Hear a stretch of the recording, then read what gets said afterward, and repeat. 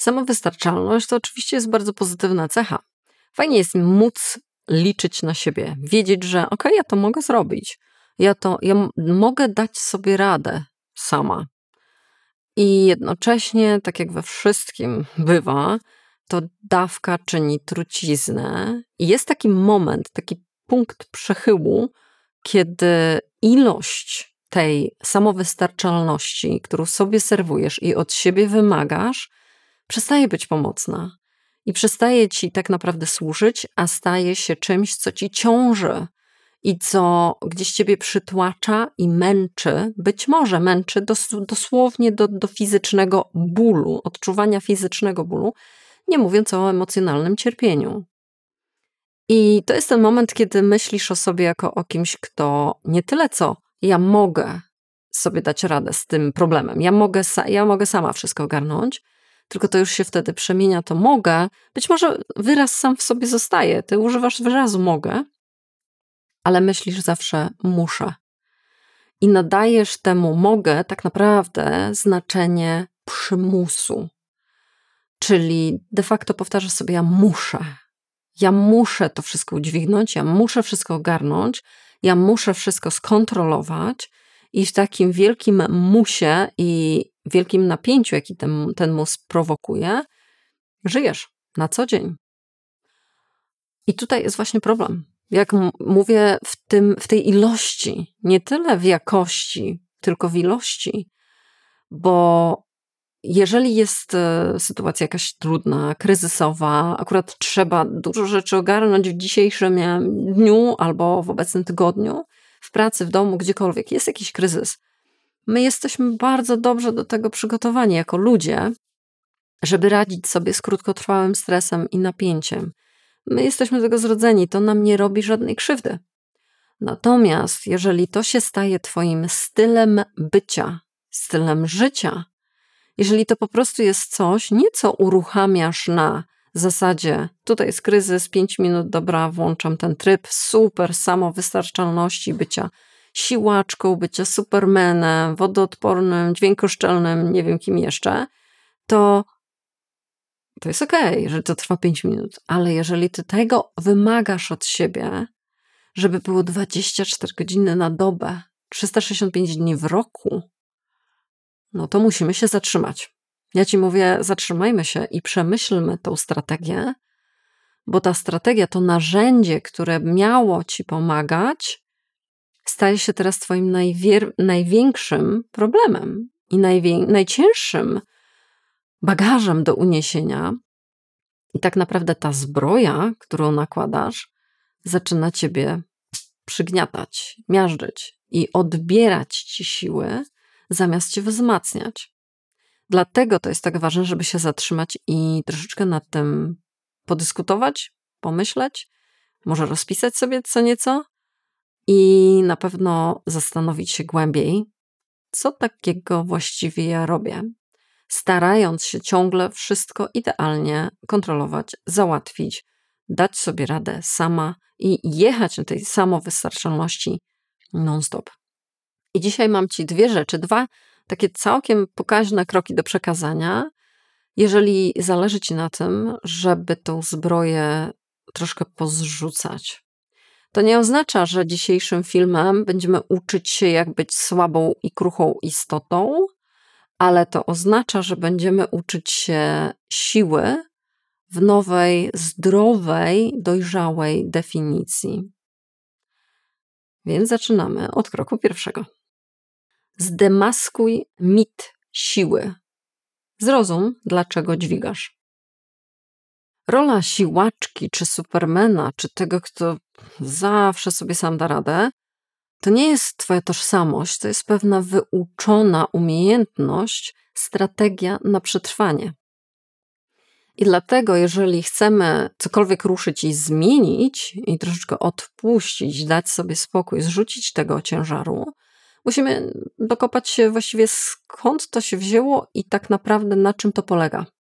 Więc wszelkiego typu pytania, jak skąd mi się to wzięło, gdzie to się zaczęło, kiedy po raz pierwszy na sobie poczułam, że zakładam taką waleczność i taką twardość, hardość na siebie, Od kogo mogłabym się tego nauczyć? Czy jakie warunki, jakie okoliczności sprawiły, że przyjęłam na siebie taką rolę? Czy w moim życiu gdzieś kiedyś były momenty bezpieczne na okazanie słabości, na łzy, na mówienie o potrzebach, na zgłaszanie swoich potrzeb do kogokolwiek? I to są wstępne pytania, takie bardzo, bardzo generalizujące to, gdzie i co w ogóle ten temat się pojawił, w jakim momencie. I one są same w sobie bardzo wartościowe, żeby troszeczkę poeksplorować je. Oczywiście im bardziej ci zależy na takiej rzetelnej pracy i zmianie tych nawyków, to oczywiście rekomenduję zrobić to na piśmie. Nie tylko jakieś tam myśli, które przyleciały, jednym uchem wypadną drugim, tylko faktycznie masz to czarno na białym i widzisz, jak twoje myślenie się przedstawia, zwłaszcza, że żeby coś zapisać, musimy myślenie spowolnić, więc ten proces myślowy, ta obróbka myślowa jest bardziej rzetelna i bardziej dokładna, więc dochodzimy do zupełnie innych wniosków niż tylko, bo przyszło mi przy okazji zmywania naczyń, to sobie poświęcę czas na to. Ale drugą rzecz, którą też bardzo się nadaje na rozpisanie tego wszystkiego, którą chcę ci zasugerować, to jest gdzieś dokopanie się do takiej definicji tej siły, tej samowystarczalności. I tutaj sugeruję ci odpowiedź na kilka pytań, które ci przedyktuję, więc myślę, że to jest też warte zastanawiania się na zasadzie gdyby. Gdybym przestała być silna, w tym słowa znaczeniu, które tutaj omawiamy, to obawiam się, że... I tutaj powiedz, gdzie coś się w tobie uruchamia i sobie myślisz, no, właśnie o to mi chodzi, właśnie chyba się boję tego. Masz kilka opcji. Czyli gdybym miała przestać być silna, to obawiam się, że wszystko się zawali, a ja jestem jedyną osobą, która trzyma to wszystko w ryzach. Albo obawiam się, że nikt nie będzie mnie potrzebował ani kochał. Jeżeli ja nie będę tą super ogarniającą siłaczką. Albo obawiam się, że ludzie zobaczą, jaka naprawdę jestem słaba i mnie odrzucą. Albo obawiam się, że rozpadnę się na kawałki, a nikt mi nie pomoże. I tutaj budujemy tą definicję, dokopujemy się do tego mechanizmu, który to napędza. Właściwie to dlaczego ja tak wszystko biorę na siebie i dlaczego ja ciągle sobie mówię, że muszę sama. Samo dokopanie się do tych wniosków, po pierwsze jest trudne, nie jest to łatwa robota. Nie mówię ci, że to usiądź sobie, to będzie bardzo przyjemna herbatka. Tak nie będzie, ale pamiętaj, że zmiana rodzi się w dyskomforcie. Przyjemne rozmowy i takie, które będą absolutnie dla ciebie super lekkie i w które będziesz bardzo łatwo wchodzić, to zapewne będą tematy, które tego nie będą dotyczyć. Dlatego odwrotnie, jeżeli to będą tematy, które dotyczą tego, co najbardziej boli, to będą prowokować dyskomfort. Dlatego właśnie będzie to rokować na poczet zmiany. Dlatego właśnie, że zmiana dzieje się w dyskomforcie.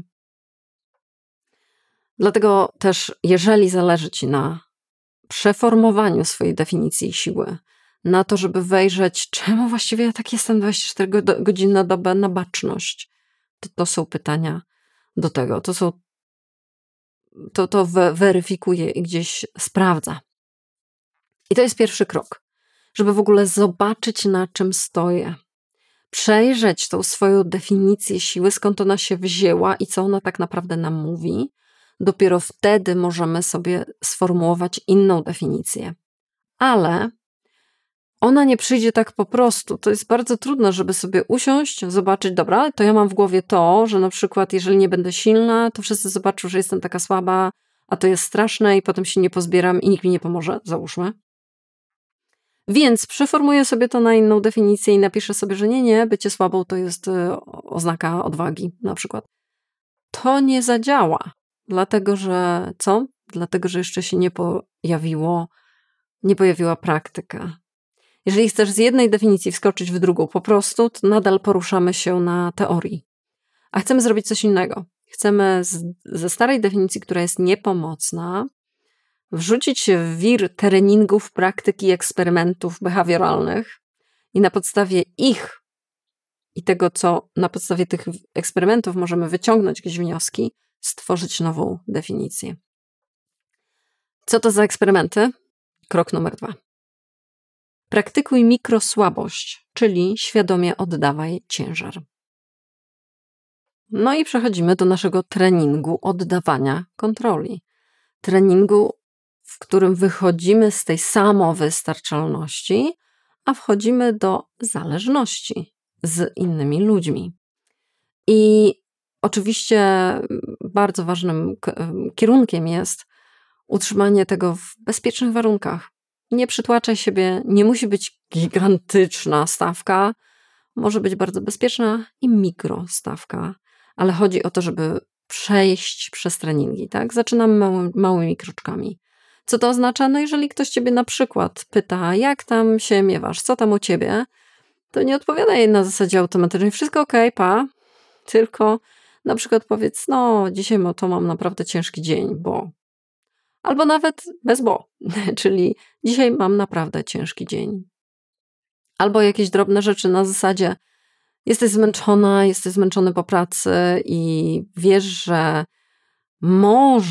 teoretycznie możesz z siebie wydusić tyle energii, żeby pójść na zakupy, ale tego nie robisz. Najpierw tylko dzwonisz do swojego partnera, do jakiegoś przyjaciela i mówisz, czy mógłbyś to mi pomóc, w tym pomóc? Czy mógłbyś ze mną pójść na zakupy? Czy możemy gdzieś razem pojechać? To już nawet nie o to chodzi, żeby oddelegować to zadanie, ale żeby zaprosić też kogoś, żeby to nie było na zasadzie tylko ty kontra wyzwanie, problem i zadanie do wykonania.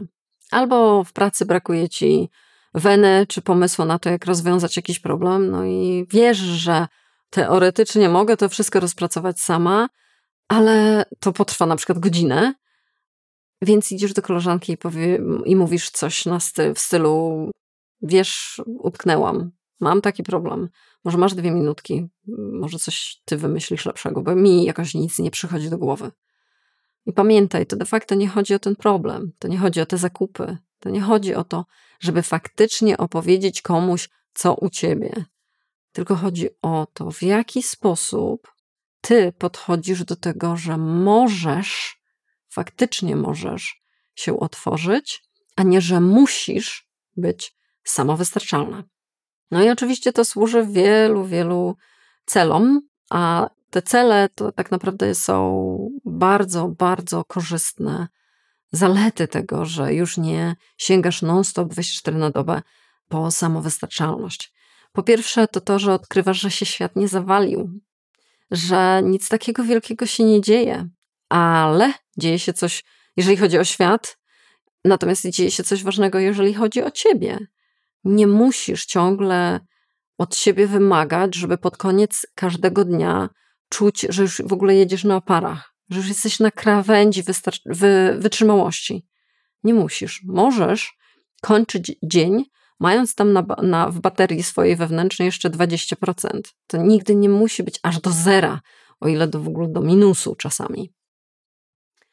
Więc dochodzisz do takich wniosków. Dochodzisz do wniosków, że okej, może nie wszyscy, może nie zawsze, ale ogólnie rzecz biorąc, ludzie chcą tobie pomagać, chcą ciebie czasami wysłuchać, chcą ciebie gdzieś czasami zaprosić do jakiejś dyskusji, a nie wszystko musisz robić sama. Być może przekonujesz się także o tym, że proszenie o pomoc albo w ogóle otwieranie się i rozmiękczanie tego muru samowystarczalności jest tak naprawdę zaletą, a nie wadą. Jest zapraszaniem przyjemnych chwil w twoje życie, a nie tylko i wyłącznie wiecznym zagrożeniem, przed którym trzeba się niesłychanie bronić, aż do utraty wręcz sił pod koniec dnia. No i ostatecznie to także może ciebie prowadzić do takich wniosków, że czujesz więcej energii, albo przynajmniej czujesz ulgę, że nie nosisz na sobie tak dużo, jak do tej pory ciężaru.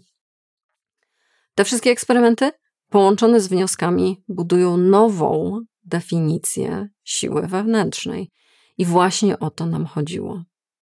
Oczywiście zdaję sobie sprawę, że te wszystkie tematy, które dzisiaj poruszyliśmy, są dosyć szerokie, znaczy te wszystkie wątki i być może potrzebujesz konsultacji online 1 na 1. To jest także w mojej ofercie, żeby na przykład przegadać taki temat jak ten. Być może potrzebujesz jeszcze miejsca, które by było takim twoim zasilaniem baterii, na zasadzie przestrzeń, w której naprawdę dajesz sobie spokój. To jest newsletter. Zapraszam ciebie do zapisu. Raz w tygodniu sobie dajemy spokój. Tylko że w formie pisanej. A ja ciebie chcę zaprosić do pracy domowej. Mianowicie zostaw mi w komentarzu jakąś jedną rzecz, którą będziesz mógł lub mogła odpuścić w ciągu najbliższych 24 godzin. Co to mogłoby być? Gdzie możesz poluzować trochę tą samowystarczalność, to bycie tą siłaczką, tym kimś, tym supermanem, bohaterem, który wszystko ogarnia i gdzieś scedować na kogoś, albo delegować jakieś zadanie, albo po prostu otworzyć się z tym, że jest ci trudno, albo że jest ci ciężko. Co to jest za pomysł? Daj mi znać w komentarzu. Dzięki temu możemy się wymienić tego typu pomysłami, co myślę, że by było bardzo korzystne dla wszystkich czytających te komentarze. Ale i także jest to korzystne dla tego kanału, dlatego że każde kliknięcie, polubienie, subskrypcja, komentarz, cokolwiek tutaj klikasz, robisz, oglądasz, to zawsze jest wsparcie tego, co robię. Dlatego też bardzo, bardzo ci dziękuję za to. Podobnie jak wszystkim osobom, które wspierają mnie poprzez Patronite albo poprzez stawianie wirtualnych kaw. Bardzo, bardzo dziękuję za wasze wszystkie kawy i bardzo doceniam to, co robicie i że jesteście. Natomiast jeżeli gdzieś ten film ci się przydał, albo każdy inny na tym kanale, a jest ich już całkiem sporo i masz ochotę gdzieś podłączyć się pod te kawy na przykład, to pod to wsparcie tego, co robię, to zostawiam w opisie odcinka, jak to zrobić. I cóż, widzimy się następnym razem. Do zobaczenia.